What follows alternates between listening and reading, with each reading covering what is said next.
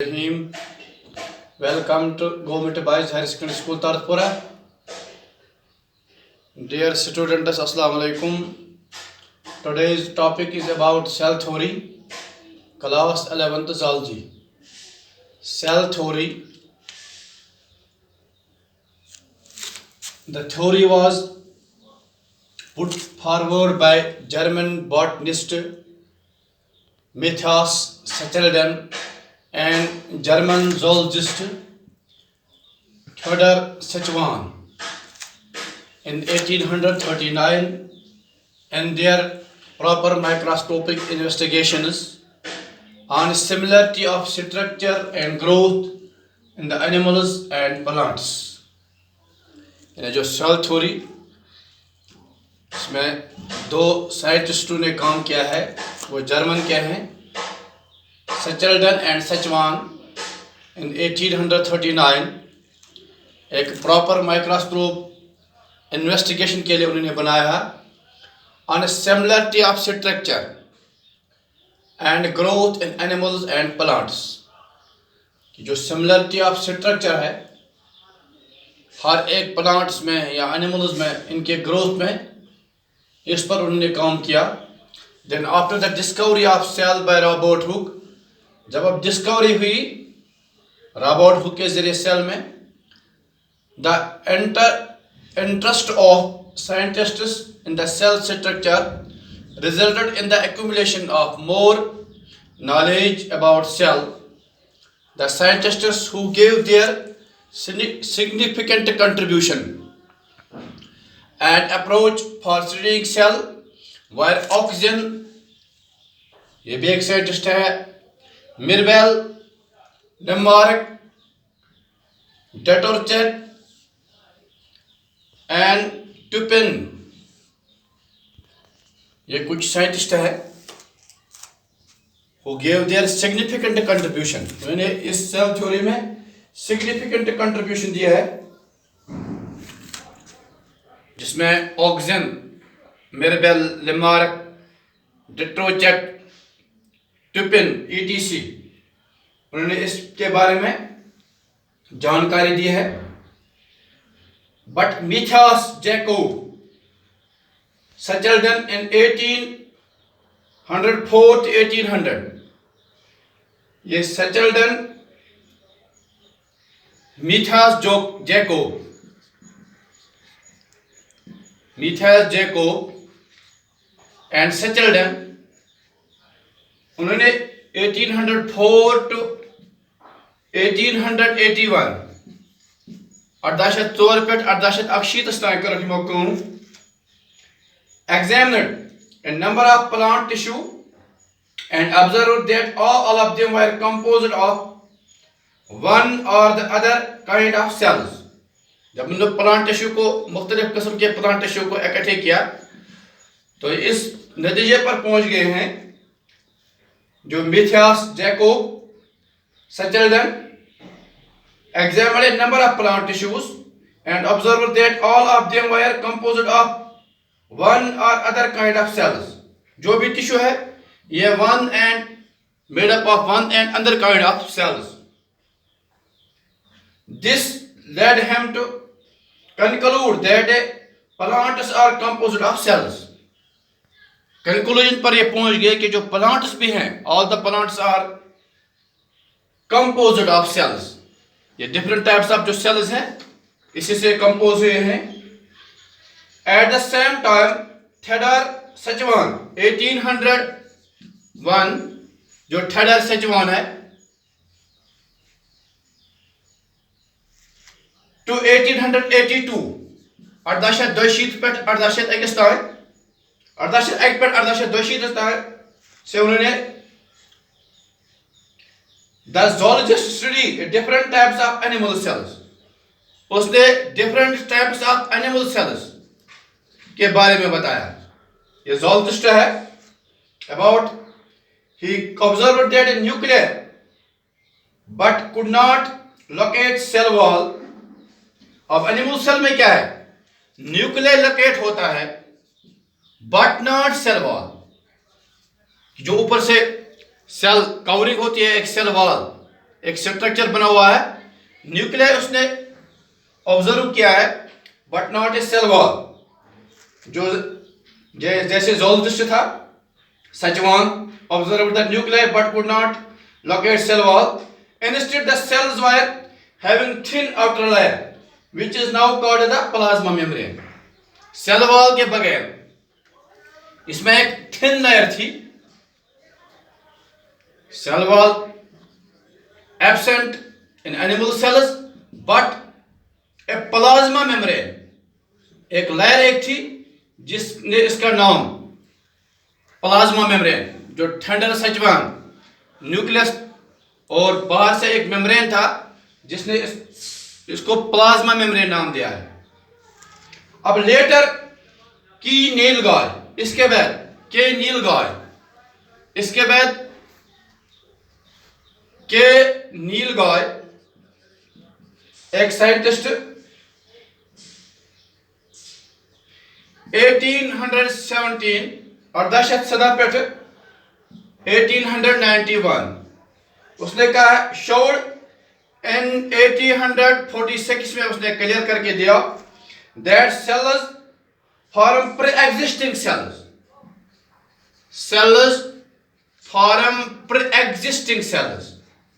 जो कोई cell exist हुआ है इससे दूसरे सेल पर एग्जिस्ट होती है। ये के जो निगली की के निगली सॉरी की के निगली ने 1847 1898 और 1846 में उसने क्लियर करके दिया है द सेल्स फॉर्म पर एग्जिस्टिंग सेल्स, जो सेल्स फॉर्म होते हैं फॉर्म पर एग्जिस्टिंग सेल्स।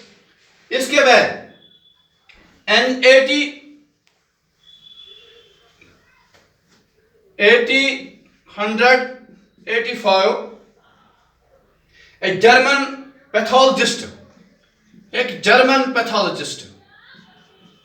पैथोलॉजिस्ट आया, उसने क्या कहा, रुडोल्फ वर्चो, इसका नाम है रुडोल्फ वर्चो 1821 1902 कन्फर्म्ड नील गाइस, उसने कन्फर्म किया है जो नील गाइस का या नील गाइस का principle of cellular basic of constituency. He expressed in Latin that cells arise from pre existing. इसने भी इसी को रुडोल्फ वर्चो ने भी यही कहा है कि cells arise from pre existing cells, from pre existing one. जो कोई सेल एग्जिस्ट हुई है इससे दूसरे सेल पर एग्जिस्ट होती है, जैसे हम सेल डिवीजन में पढ़ते हैं।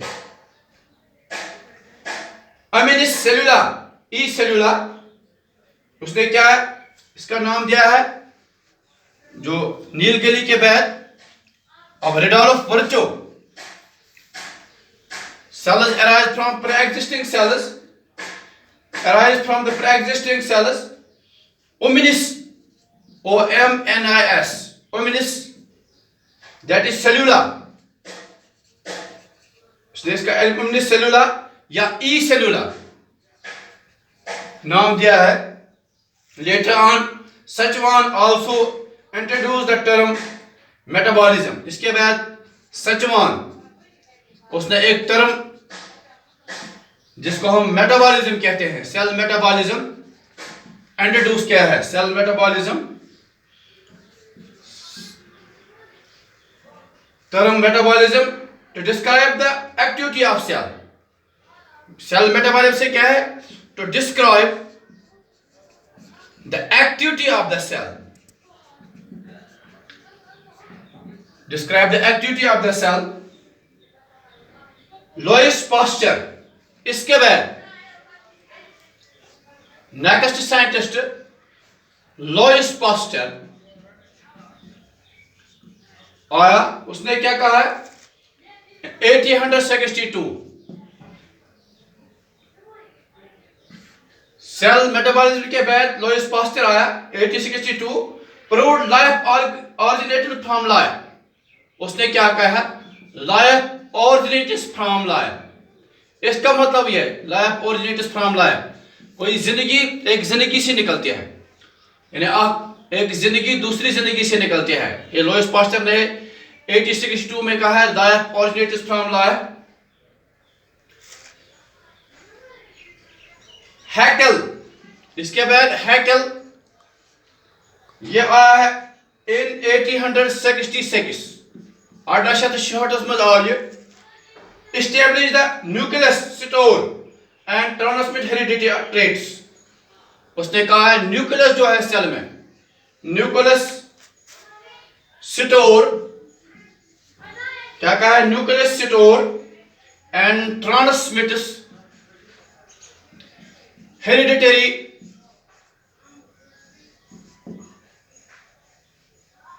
ट्रेट्स, जो जेनेटिक कैरेक्टर्स या हेरिडिटरी कैरेक्टर्स हैं।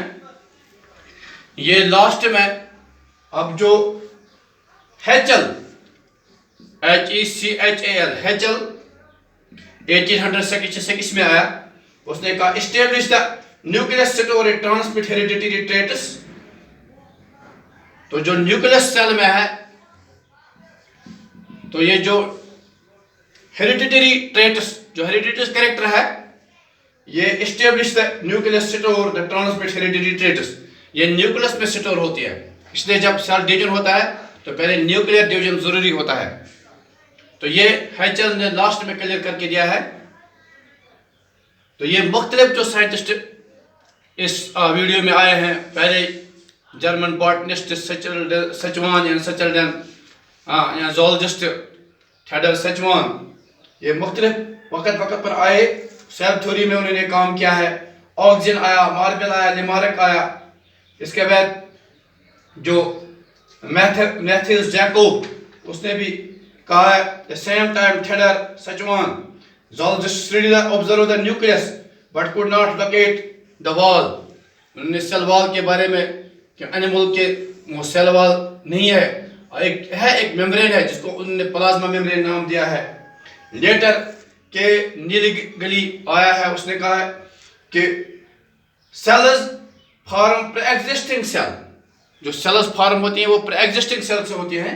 इसी तरह मुख्तलिफ लास्ट में लुईस पास्चर उसने 1862 में prove life originated from life करके दे दिया है। लुईस पास्चर ने कि लाइफ ओरिजिनेटेड फ्रॉम लाइफ, जिंदगी से जिंदगी बनती है। और लास्ट में हैचल 86 एस्टेब्लिश द न्यूक्लियस स्टोर, जो न्यूक्लियस है इसमें स्टोर जो जेनेटिक कैरेक्टर, हेरिडिटरी कैरेक्टर है, ये एक सेल के न्यूक्लियस में सारा स्टोर होता है, फिर इधर से ये ट्रांसमिट दूसरे सेल में होता है। तो इसके बाद है अब फीचर्स ऑफ सेल थ्योरी क्या है, ये नेक्स्ट वीडियो में आएंगे आपके कि फीचर्स ऑफ सेल थ्योरी क्या है। अब तक ये सेल थ्योरी मुकम्मल हुई है कि मुख्तलिफ साइंटिस्ट ने बार बार आकर एक के बाद एक आकर इसमें काम किया है। तो आज का वीडियो यहाँ एकदम हुआ। नेक्स्ट वीडियो आएगा features of cell theory and then next आगे हम देखेंगे सिलेबस के मुताबिक। आज इतना ही, थैंक यू।